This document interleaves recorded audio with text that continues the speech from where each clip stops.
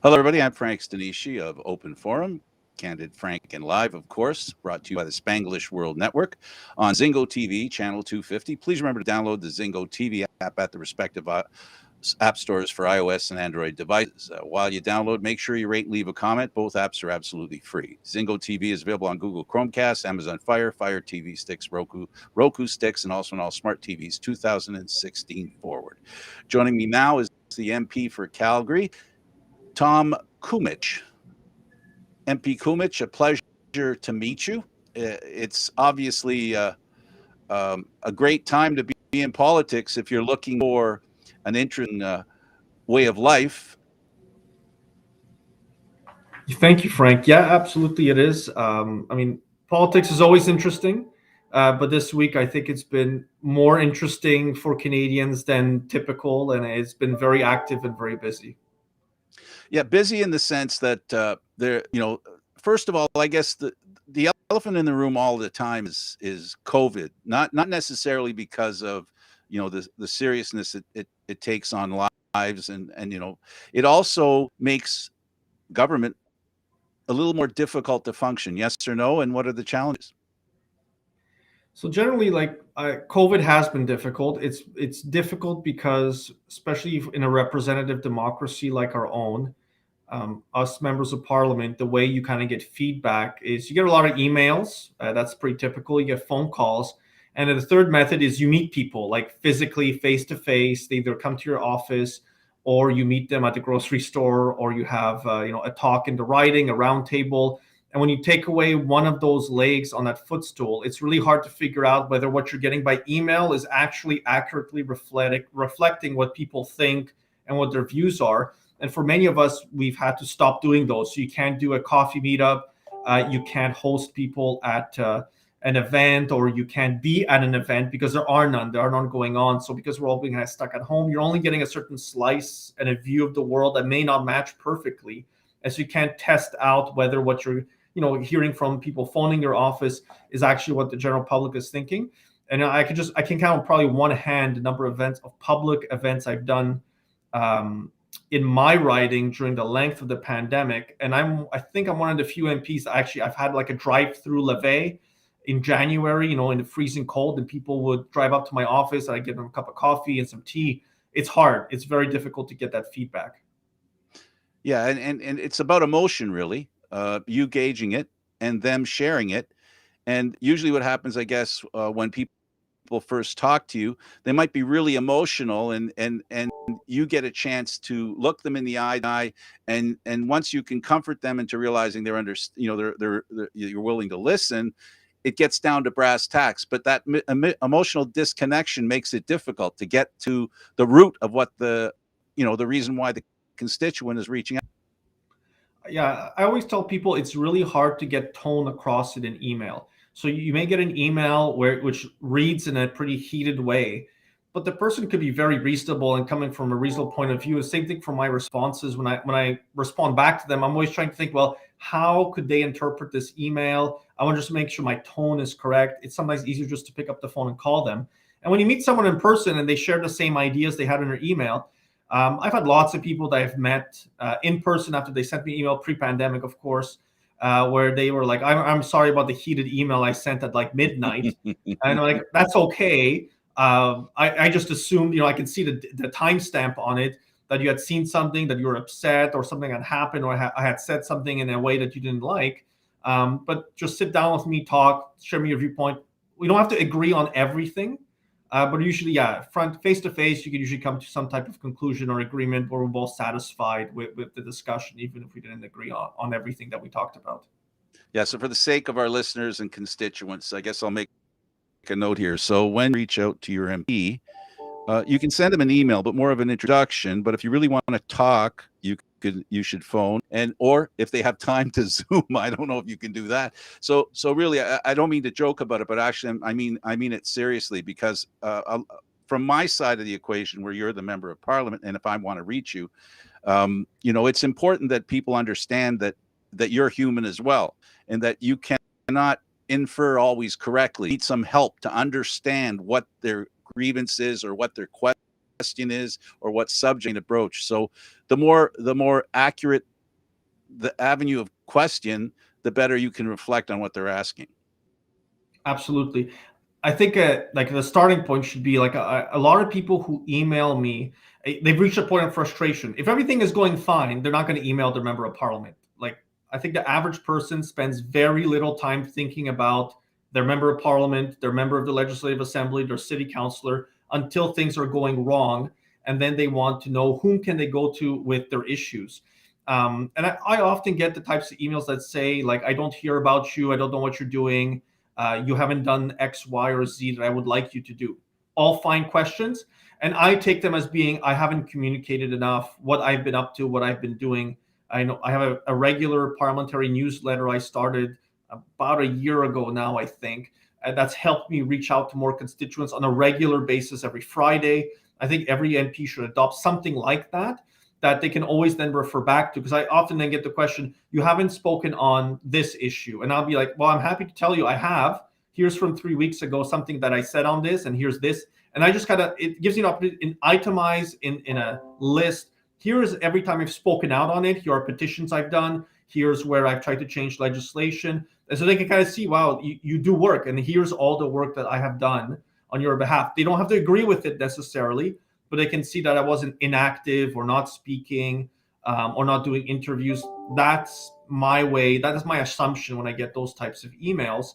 And then, of course, there are those people who do know all this stuff. They just disagree with me, and I'm fine to get into kind of a more in-depth policy debate with them on ideas.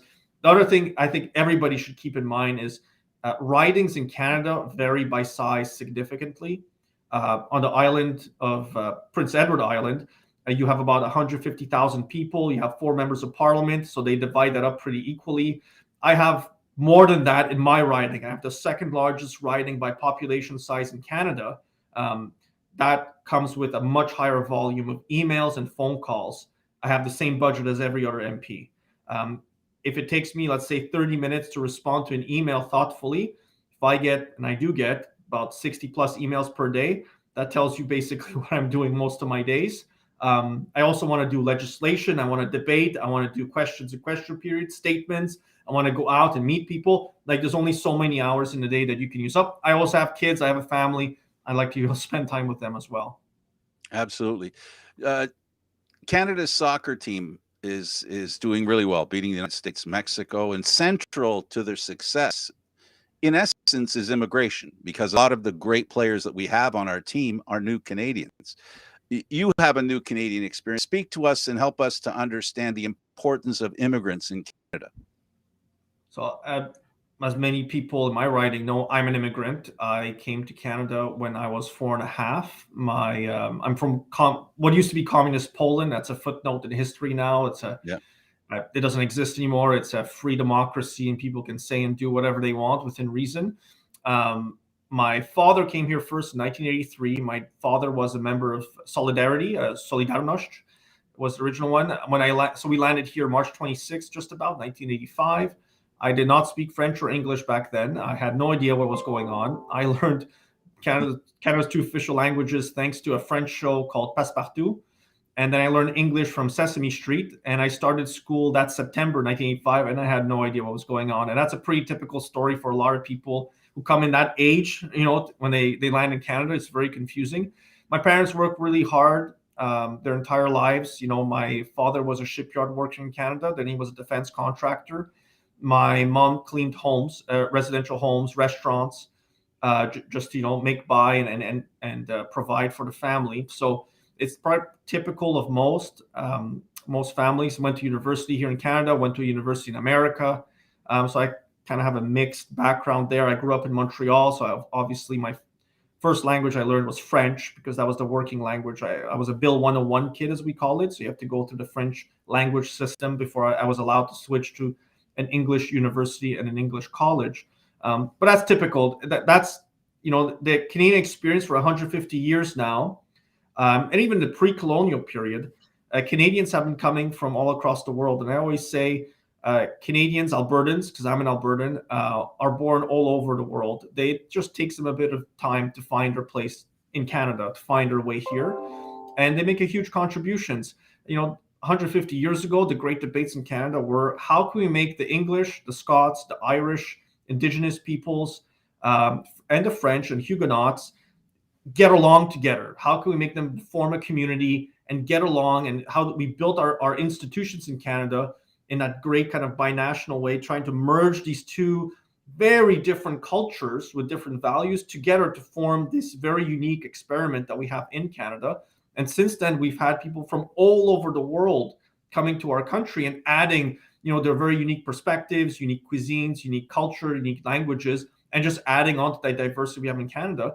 And it allows us in times of need, but also in sports, of course, that we can go to those unique experiences and rely on them to find solutions, find fixes, look at different issues differently, and also huge economic opportunities. I think it's fair to say that Canada leans on the diaspora communities all across the world to do business with. I think it's a natural inclination, and it also provides us, part of business is also like the cultural experience, understanding the other cultures we're trying to do business in. We have that here in Canada. You can go and find people who will be able to inform you on what you're supposed to be doing in other countries, to reach out, contract negotiations, and then things like what products and services will work, what products and services won't work, and how to approach, business deals and business making and relationship building. All of that, we have it here in Canada. It's a very unique experience. And I think many Canadians come to value it very greatly. My kids are all born here in Canada, and I just want to make sure that we leave a better place for them in the future so they have all the same opportunities that I've received. Yeah, absolutely. And when it comes to Canada, and when it comes to immigrants, and when it comes to an understanding outside of Canada, Canada is part of NATO. Speak to us about the situation now that we're dealing with. We've basically half-heartedly ignored the Olympics in Beijing. Um, Not all countries have entered to the same extent that the U.S. and Canada have. We have a situation in Russia. You're important at Parliament looking at NATO. Speak to us about what we need to know from your perspective about NATO and where it stands to those two main issues: Russia creeping in on the rest of the world, and of course China and the issues we have with the Olympics being there. So that's a good question. So I'm a member of the Canada-NATO Parliamentary Association. I was a delegate to one of the spring sessions a few years back when it was in Poland. So that was, I think, the second time I've been back to Poland since we left in 1985. NATO is really the cornerstone in a lot of ways of the European and North American alliance. Like it's a cornerstone of our security alliance. It's an opportunity for us to share resources in order to ensure our common safety and security. The situation in Ukraine is, I think, untenable in the long term. You've had the Russian Federation has been supporting separatist forces for a prolonged period of time now. And they've been doing so openly, having troops cross the border, providing material and arms to the separatist forces.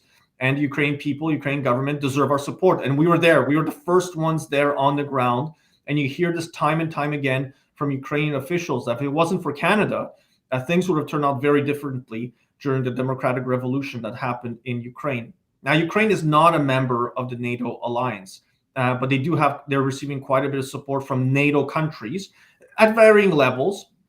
I would say that Canada, we are punching well above our weight class in terms of providing supports to the country, training, medical supports, non-lethal weapons at this point.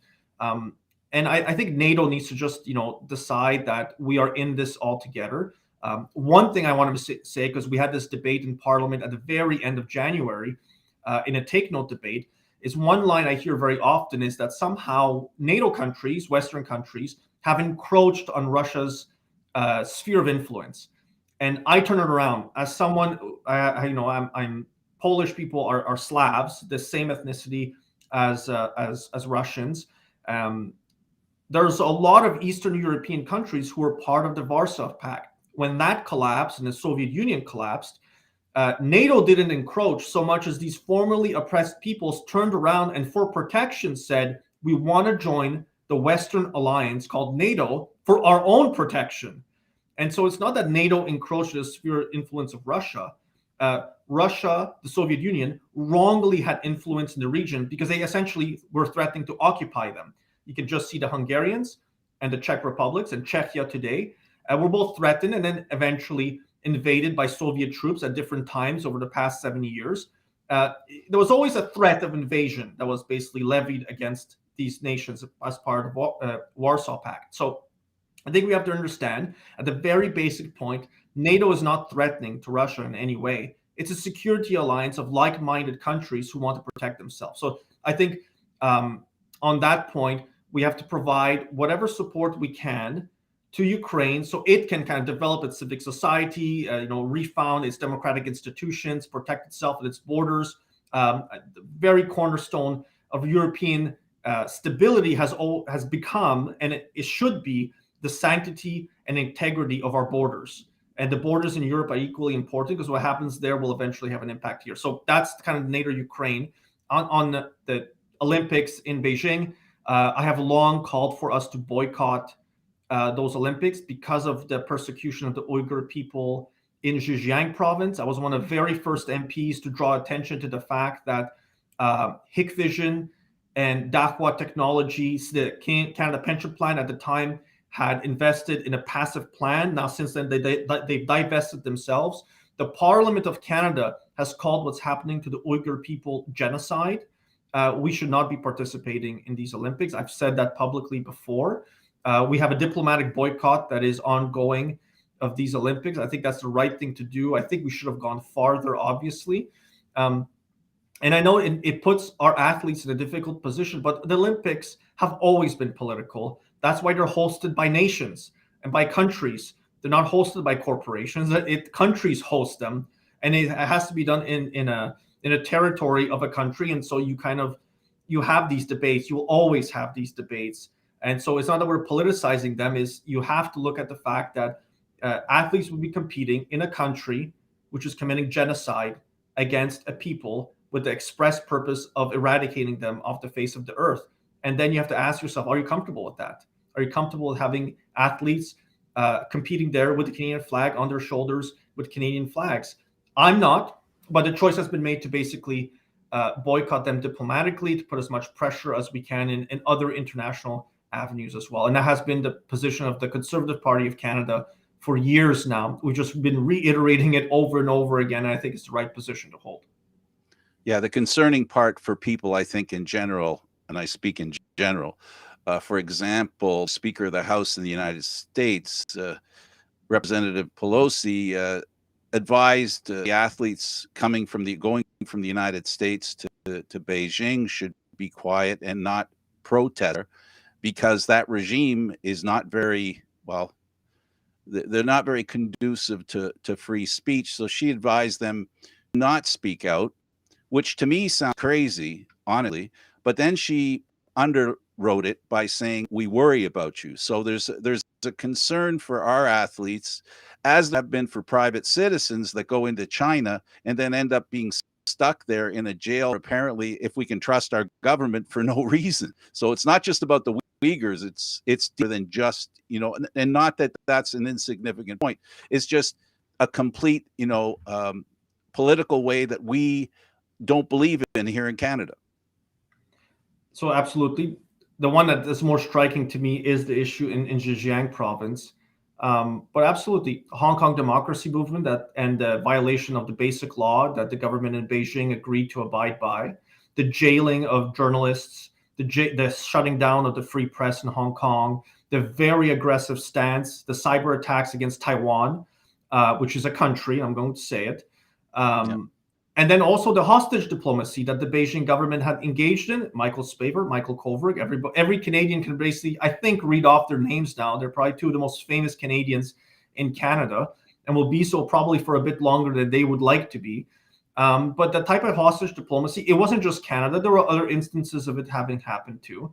And, the advice that was given by Nancy Pelosi, the Speaker of the U.S. House of Representatives, to their athletes, people should always be careful when they're traveling anywhere in the world. You have to abide by the laws of another country. But we know that the government in Beijing isn't interested in the letter of their laws, is the application of raw power by the communist regime that is there. And especially for anybody who's traveling there, who's a foreigner in someone else's country, you always have to abide by their laws. You also have to be careful that you don't become a political pawn in any of their games. And I mean, this is why Olympics are political. This is exactly why, because governments use them for propaganda purposes when it's not a democratic regime, and the Beijing government is not a democratic regime, and that's why you should always be careful when IOC decided to host it there once again. That this is what you open yourself up to these types of debates, and I think they're very important to have. Very good. I wish we had more time. We don't, but I appreciate the time you had for us. It was very enlightening. Thank you. Tom Kmiec, he is the Conservative MP for Calgary Shepard. Thank you for being here. I really appreciate your time. Thank you, Frank. Thank you very much for having me. All right. We'll go away for a second, and when we come back, we're going to have another guest.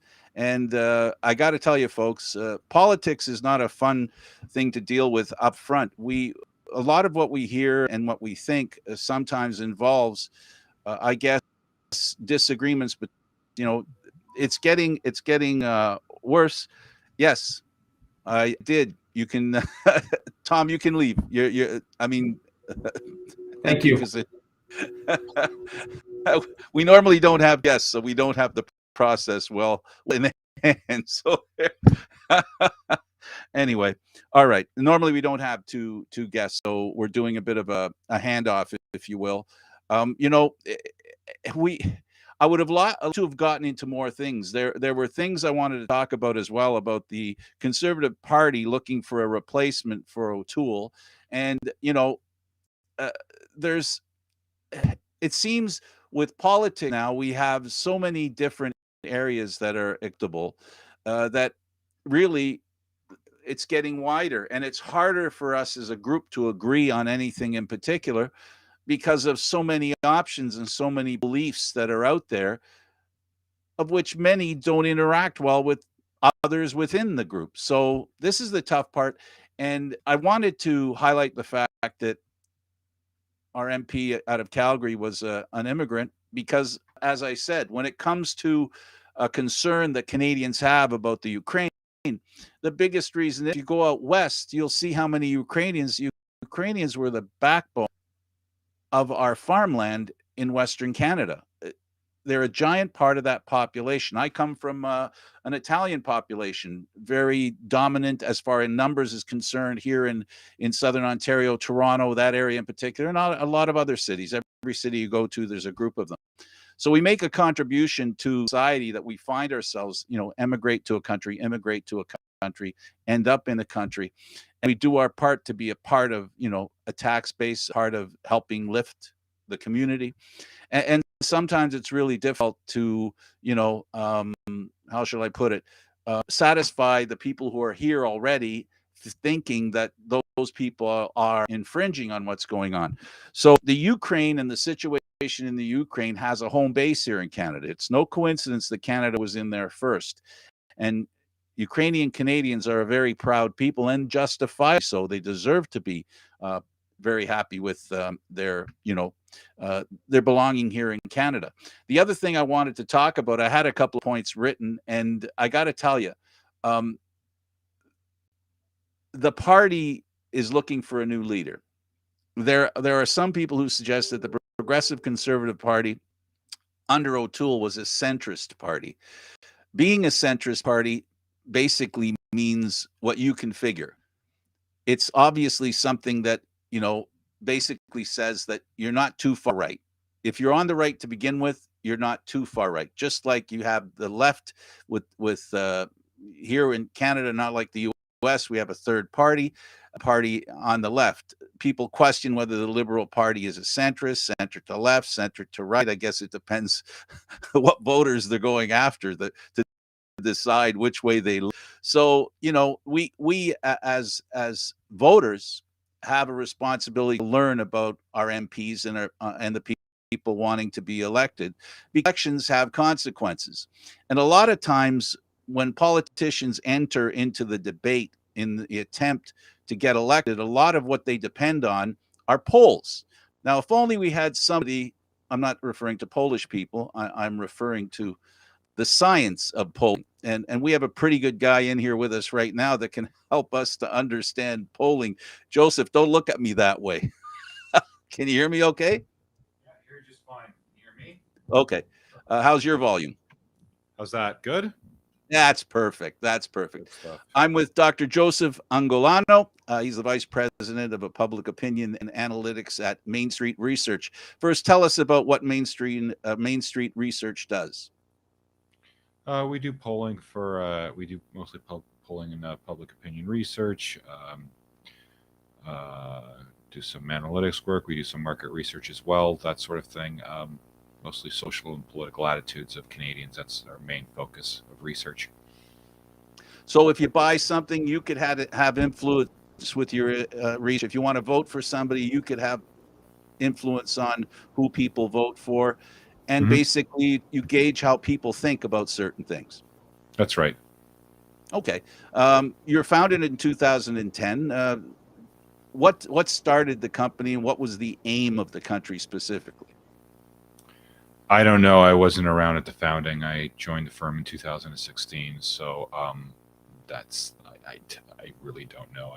I was hired to do analytics work, to do some work with predictive analytics and big data, and then I transitioned into working with this company to do the public polling. So that's what I've been doing for the last 5 years. And what's the purpose of what you do?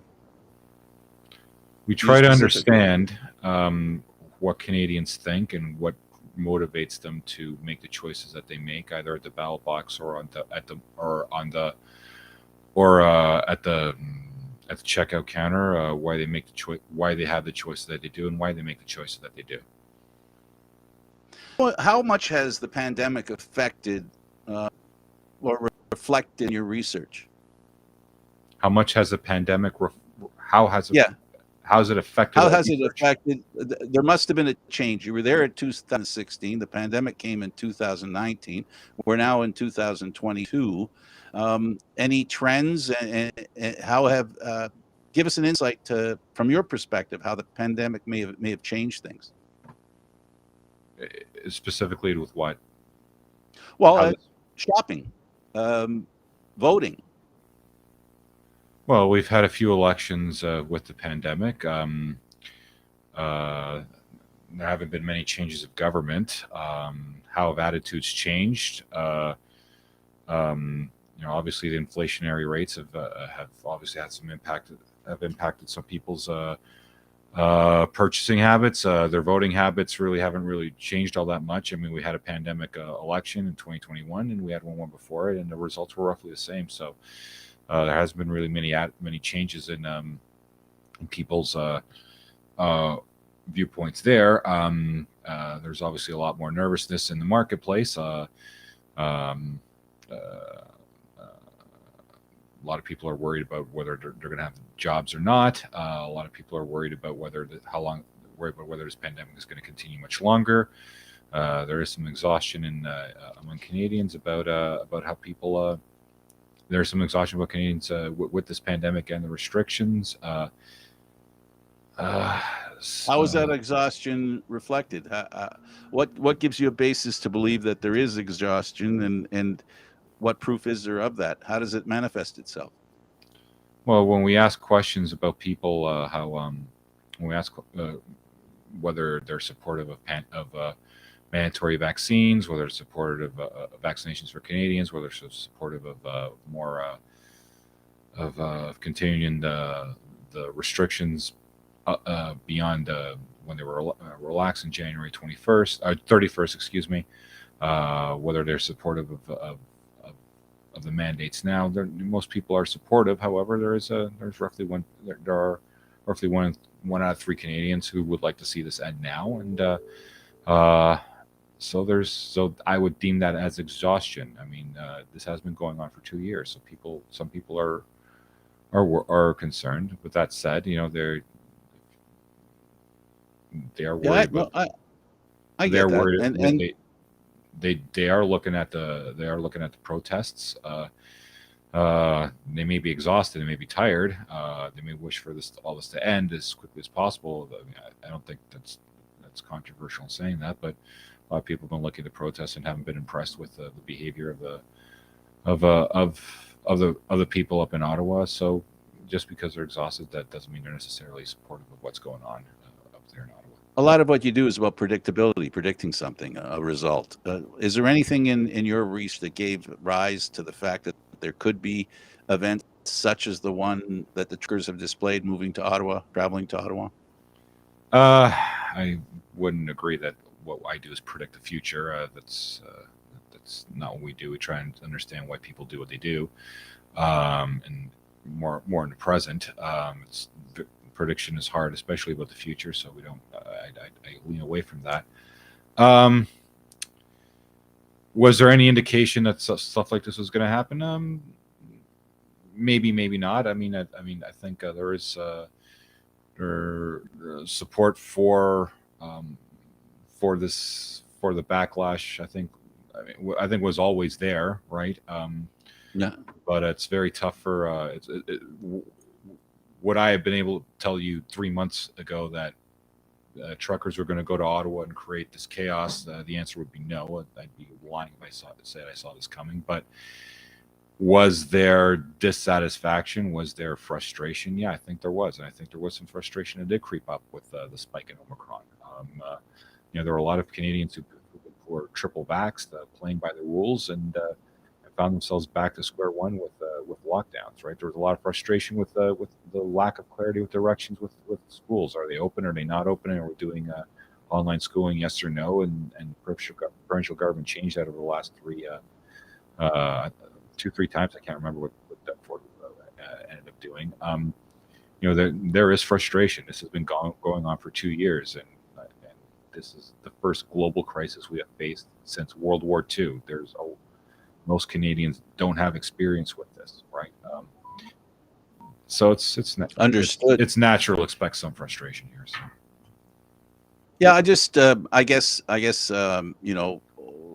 my question out to intimate the idea that with the numbers rising of dissatisfaction, eventually something's going to overflow. I wasn't asking, I don't expect to be able to predict how it'll manifest itself, but a large dissatisfaction when it grows, you people understand who need to know that kind of information and garner or glean something from that information where they can see people are very unhappy. I mean, it's at the root of what you do, right? When a politician decides to, or group of politicians, whether party or whatever, or an interested party, wants to include a plank, let's say, into a concept as far as what they should run on, knowing and learning what the people are worried about, as a priority, 1, 2, 3, 4, would help a politician in understanding what direction they should be, having their speeches go and their planning and their planks go. Yeah, I think that's I think that's a more accurate representation of what we do, right? I mean, understanding, help understanding what people are thinking, and help driving them, and help driving, in some cases, politicians or whomever wishes to bring us on to do that kind of work. That's basically what we do. We try to help understand what people are thinking at that specific moment in time. On that specific topic and or subject as well. It's correct. Yeah, because generalizations, you can do generalizations, but even when you ask a general question, it ends up being broken down into various answers. And that's helpful as well. That's right. Yeah. So essentially, what you do is you have your ear to the ground, an old-fashioned term, you have your ear to the ground, and basically you get an idea of what's coming down the road. You never really know specifically what's coming down the road, but you know something's coming down the road. And then your job is to help the people who are interested in, like you said, analytics, right? For people that watch what I do sports programming as well, and analytics have become a very important factor in how teams decide who they're going to draft or who they're going to trade for.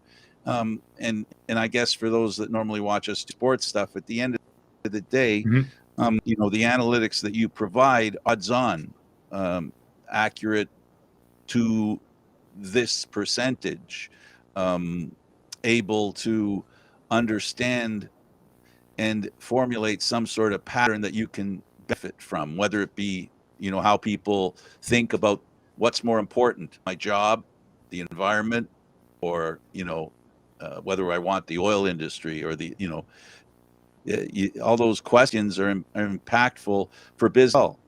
From a business standpoint, where products are sold, to what extent do you help in products being found, discovered, and purchased because the company that's selling products has a better understanding of what the customer wants? Yeah, that's right. I mean, everything's product tested. I mean, whether a color is, whether customers prefer red or green under packaging, size of packaging, ease of opening that packaging, right? I mean, when you go in stores, we can actually test where your eyes are drawn to first, and what draws that attention, right? If you're buying a computer, what's the most, or a car, what's the most important feature to you, right? Reliability or gas mileage or performance or whatever, right? We can test drive a bunch of different cars that or different features in a car or a computer or whatever that you think is most important, and what we could do the trade, which feature you want to do a trade-off on. Those are things we measure as well. Yeah. Sports too, right? We do have analytics is very important there too, right? I mean, where does a player occupy? Just thinking about soccer, talk what you feel comfortable about. Yeah, where does he have a propensity to stay on the pitch, right? What's his expected goal ratio, and how often does he compare his goals, right? How often does he convert those goals? What's the relationship between his expected goals and his actual goals, right? How many completed passes he have, right? It just tells you what's going on here and where the player excels at or where he doesn't excel at, right? It's all the same thing. It's just measuring what people do and what absolutely, right? Absolutely. Mm-hmm. It's about identifying a product, and I don't mean to refer to players as a product, but right. You're identifying a product and looking for a match for that product from a purchaser's perspective, and the purchaser isn't always the one that's purchasing it directly. Someone, right. A business, is doing it on their behalf to that's ensure right. that they get the best. A simple thing as wear a product for the listeners and viewers. You'd be surprised that statistically, people are taking a very close look as to where you are in an aisle, how mm-hmm. high the product is or how low the product is, what color it is, where it's found, dependent on how close to the door, all these silly little things that you guys do mm-hmm. that, to common people like myself, I start losing hair thinking about it.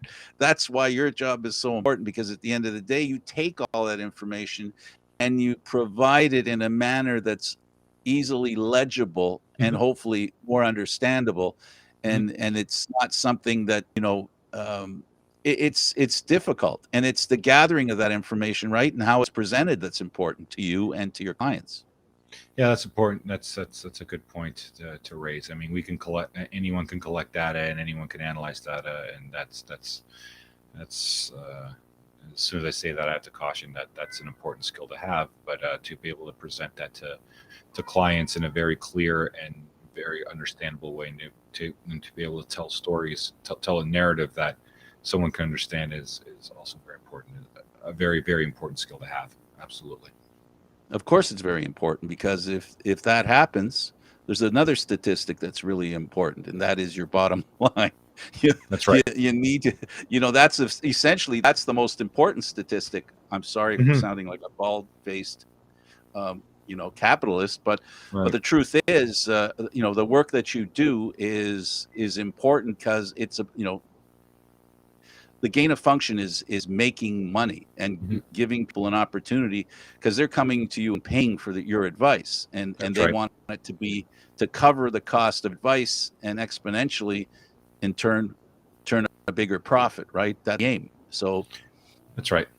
That's 100% right. Trying to identify inefficiencies and trying to find short and lower paths to profitability, and that's part of the market research game. Absolutely.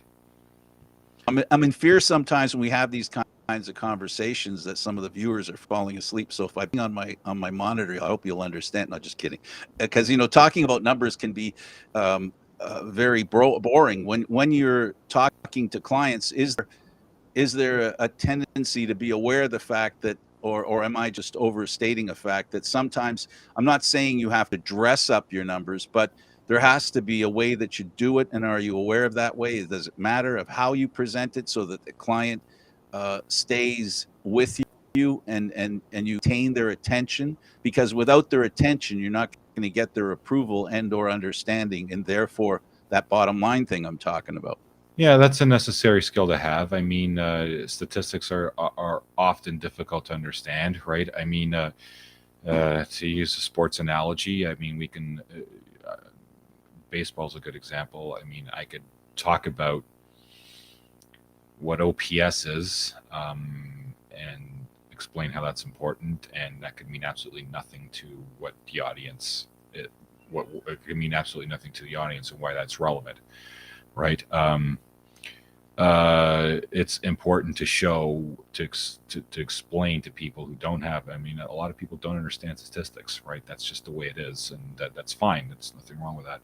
But it's very important to show to have that skill to explain to people at a very in layman's terms, right? What numbers are showing you, right? That's very, very important.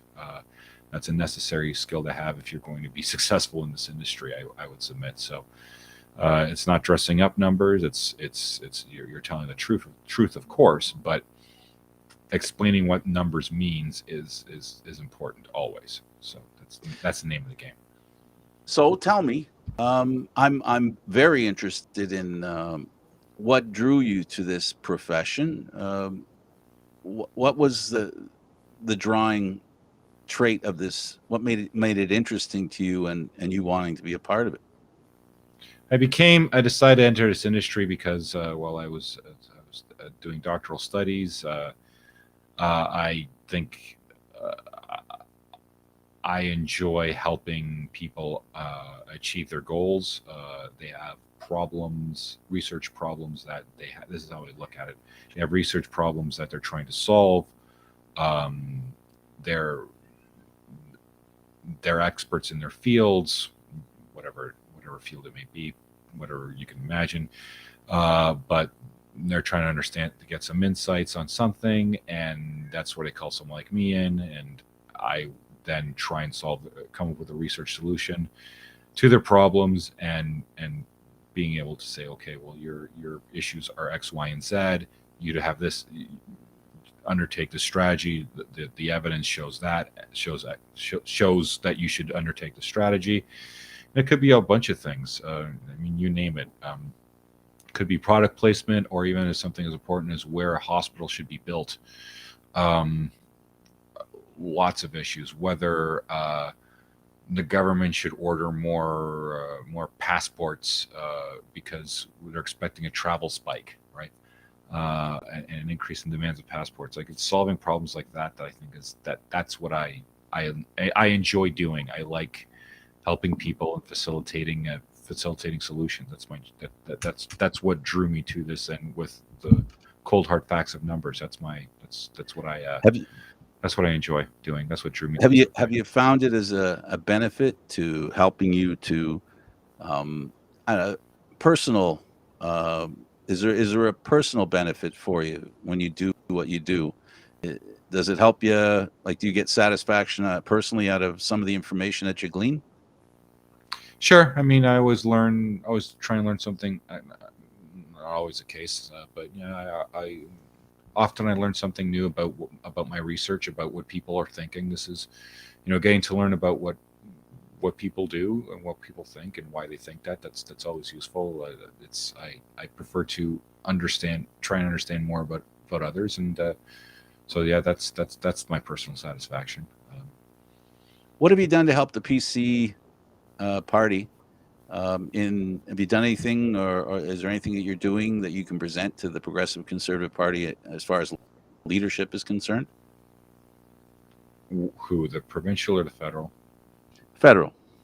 Right now, they have a need. No, they're not a client of ours. They've not retained our services. What kind of information can I help them? How would someone like me help them? Okay. Yeah. Well, look, I mean, like say you're a conservative leadership candidate, we can say, okay, look, you what do you want to say? You can test. This is called test driving some messages. What do first, try and find out who people are voting for, and let's ask questions of those people who say they're going to vote conservative, or maybe we can ask a few more questions to try and tease out where they may be friendly to voting conservative, and they may be open to voting conservative. Excuse me. Okay, and what do you think about this? What do you think about and test drive some ideas? Did you like what you saw in Ottawa? Do you think um, what are important issues? What are important issues for you? Like, are seniors more important? Or focusing on seniors more important than taxes? It's focusing on affordability. Like, what are the most important issues that are important to you, and also important to certain segments, right, of the population, right? Understanding what the segments what the segments are of like, yeah, there are age groups, there are men and women, but are there different groups that are not easily understandable? That's another analysis that that we have at our disposal. All researchers do, right? It could be the soccer moms could be a segment, and they have unique opinions to that from middle-aged men earning 100K and living in Peel. There's different ways you can get information. You get focus groups as well, right? That's right. I mean, we do focus groups as well. We can sit down, ask people questions. What do you think about this? How does even right down to a photo of a person, like what impressions does it, like, say I put up a picture of Aaron O'Toole, what kind of impression does he make on you, right? Positive, negative, right? What does he look like, right? So what right? And you can try different angles and whatnot, right down to that. That's stuff we can do. Yeah, it's important. Surprisingly, that how someone looks, especially today, when we talk about how unimportant it should be, it still is. Mm-hmm. There's even the use of cold calls. I get called from time to time from some research companies to ask me how I feel about whether it be the provincial government or the federal, and they ask me some 20 questions, and they're always the basic questions. I think they're pretty hot for that day, like things like, how do you feel or the party in your province is handling COVID? Mm-hmm. And then they ask you a whole whack of questions that they're drilling down into that point. Mm-hmm. Do you find that drilling down can yield a lot of information, or are you one who thinks that there's a lot of it's more important to spread your questions out among many different topics and other, what I'm getting to, like concentrate on a few or a little bit on a lot? Does it depend on who you're doing it for? It depends on the client. It depends on the kind of study we're doing. They can be short, they can be long. It depends on what the research objective is that we're trying to achieve here.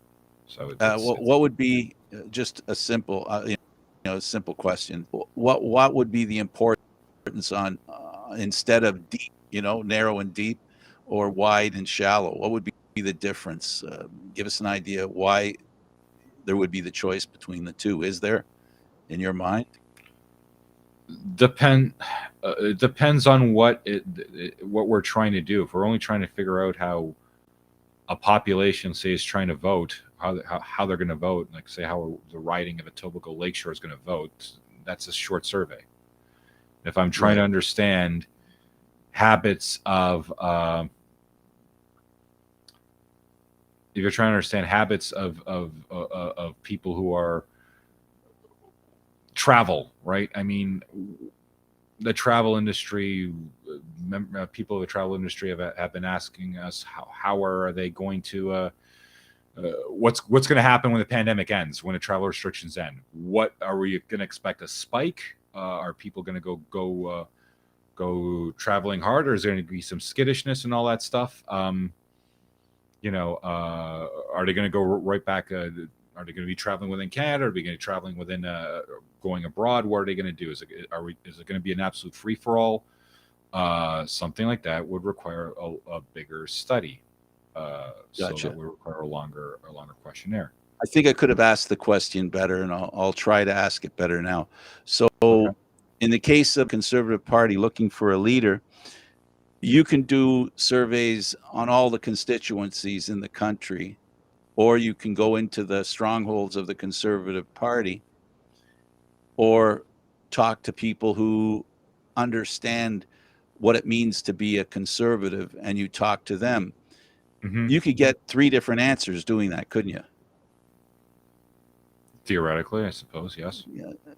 So how is there anything that gave rise in your mind that the leadership of O'Toole was in trouble in any of the work you've done? We don't. In my work, no. In other people's work, yes. Clearly, there's. It's not a question. I mean, with our media work, we don't really test leadership favorability, so we can if we can. It's easy to do, right? But one What way would be the to process for that to go down that road? What it would look like? How we test for that? We ask people, do you have Yeah. a favorable? Well, there are 2 questions. Do you have a favorable opinion of Aaron O'Toole? You can do it in a scalar question on a scale of 1 to 5, or 1 is very favorable and 5 is extremely unfavorable. What's your opinion on Aaron O'Toole? And you get a series of questions. Another question I would then ask is, okay, how if the election were held today, who would you vote for? The Conservative Party? Good. And you look at how the people who say they're voting Conservative, what's their opinion on Aaron O'Toole? If it's low, that's a problem for Aaron O'Toole. That means Conservatives, the people who say they are going to vote Conservative, don't like him, right? But I don't know. I mean, I don't know what the Conservative researchers or the pollsters did. I mean, I'm sure they asked that question. There are other firms that did ask that question. I mean, it's a valid question to ask. I never did, but it would have been interesting to ask. But it would have been interesting to see that. But that's what would have happened, and likely what that would have shown as Aaron O'Toole would have been very unpopular with Conservatives, and that might have been a piece of evidence for why MPs would have decided to turf him out. You're not popular amongst our own voters, and that's a problem because we need those voters to come out and vote. They got to be excited for you. Yeah, and it's not just about trying to get new votes; it's keeping the old ones as well. Given he was given at least there was a sign hung around him that said that I'm a centrist. There are some within the PC party, and I guess this would make your job easier too if they were more, if they were more consistent. And O'Toole had a reputation, fairly or unfairly, for flip-flopping. How do you statistically, handle flip-flopping? If you're asked, okay, how's this politician doing? How do you capture the flip-flopping tendencies of a politician? How do I measure flip-flopping? Yeah, how does that get? It's a question. It's a trap question. I apologize. I know the question already. How do you statistically come back with reasonable numbers and a reasonable understanding if the question keeps changing? If you ask somebody, it would make your job very difficult, right? If you've got a politician who's flip-flopping and you're asking prospective, voters, well, how do you feel about this view that he has? And then a couple of weeks later, he changes his view. Does that make it difficult for you to discuss with, for example, in your opinion, you have a relationship with whether it's a PC party or a corporation or whatever, or a sports franchise, doesn't matter which. The most that they want is an understanding of numbers and how they relate to, right, to their customers, right? And if the product keeps moving, that's difficult for you, right? And that could lead to, maybe was part of the reason why he just led along of a trail of making changes to what he was thinking, and the voting base, his and maybe the prospective voting base, and maybe attracting people who wouldn't normally vote PC, contemplating it, couldn't, because he didn't have a foundational idea of how he should run and what he should run on. Right. Well, that never polls well with anybody. Canadians don't like people who can't make up their minds. And if you're saying one thing one day and something else another day, that doesn't poll well. That's Canadians like authenticity and sticking to something in a politician. And if he doesn't do that, if Aaron O'Toole doesn't do that, that's not going to poll well. Doesn't matter if you're conservative or you're a liberal. Well, Joseph, it's been fun learning about what you do. And I really appreciate you on late notice taking this opportunity to join us. I really do appreciate it. Thank you. I'm glad you enjoyed it. Okay. This is Joseph Angalano, and I'm Frank Stanishi. Thank you for watching Frank Live's Open Forum, seen live Fridays at 4 p.m. This show can also be heard on the Spanglish World Radio Network. For Open Forum, other programs, entertainment and sports programming we offer, please check out spanglishworld.ca. Spanglish World. Watch it, hear it, read it, and download it. Thanks for watching, everybody. Until next time.